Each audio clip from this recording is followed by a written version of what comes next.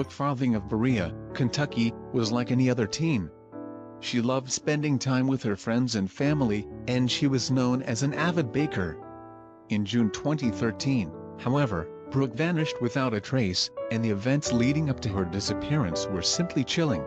Brooke was a typical 18-year-old girl. She was thrilled to finally graduate high school and enjoy a few carefree months of partying and spending time with her friends before heading off to college in the fall. She had also recently split with her fiancé, and she was looking forward to enjoying her new single life. Little did she know, a party she was about to attend would change that life forever. Just a few days after her graduation ceremony, Brooke and her younger sister, Paige, were scheduled to take their driver license tests. They were excited to be able to hit the open road without the accompaniment of an adult. Brooke aced her exam, and she was looking forward to acquiring her father's Ford Ranger like he'd promised.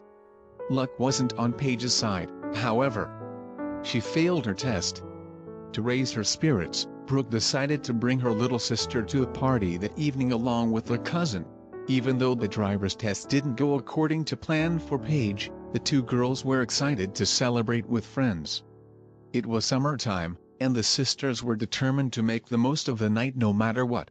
Before the sisters headed to the house party, they stopped at their grandfather's 70th birthday celebration.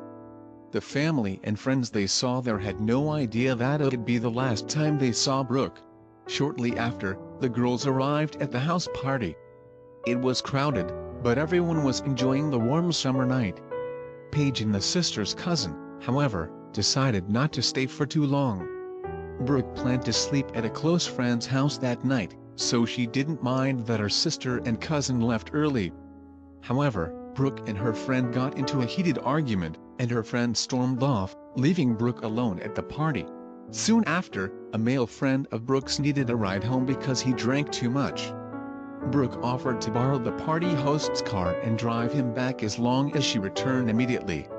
Excited about her new driver's license, she happily agreed. Brooke returned to the party after dropping off her friend, but she came to a disappointing realization: the friend she'd just brought home was the last person she knew relatively well.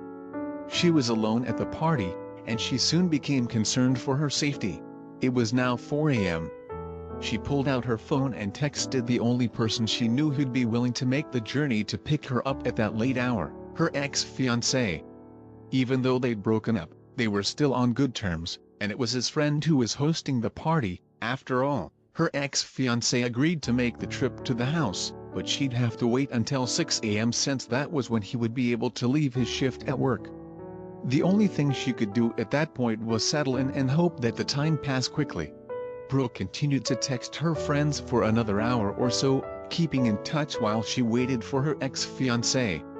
Then, at 5:30 a.m., Brooke suddenly seemed to want to stay at the party. She sent a text to her ex-fiancé that read, "Never mind, I'm okay. I'm going to a party in Rockcastle County." What made her suddenly change her mind? Not long after she sent this text message, the host of the party stepped out briefly. He needed to go to the ranch behind his house and move several of the horses his family owned out of their stables and into a field. As he was leaving, he noticed Brooke sitting on a couch and smoking a cigarette. She was the only one left by that time. When the host returned a short while later, he was horrified to see smoke and flames billowing out of his windows. He had no idea what happened, but he immediately phoned firefighters who quickly showed up and put out the blaze. Luckily, the fire didn't cause too much damage, but after things had finally calmed down, there was no sign of Brooke anywhere. As the firefighters were clearing out some charred remains, they found the couch Brooke was sitting on when the host left. But where was she? Brooke left behind her purse, boots, and some of her clothing, but she herself had vanished. The last place cell phone records placed her was 30 miles away from the party. Over the next several weeks, police, volunteers, and dogs searched 3 counties for Brooke, but to no avail. Kentucky State Police followed up on every lead they had, and still, years later, no one is any closer to finding out what actually happened. Police believe the final text sent from her phone to her ex-fiancé was actually sent by someone else with sinister intentions, and they were also the ones who started the fire as a distraction while they kidnapped Brooke against her will. Brooke is still missing to this day, and her family still hasn't given up hope. Until they find official closure, they pray every day that a miracle will happen and they'll see their girl again. She was an outgoing young woman with a bright future ahead of her, and she deserves to come home safely. Please share this video with friends and don't forget to subscribe to our channel for more stories.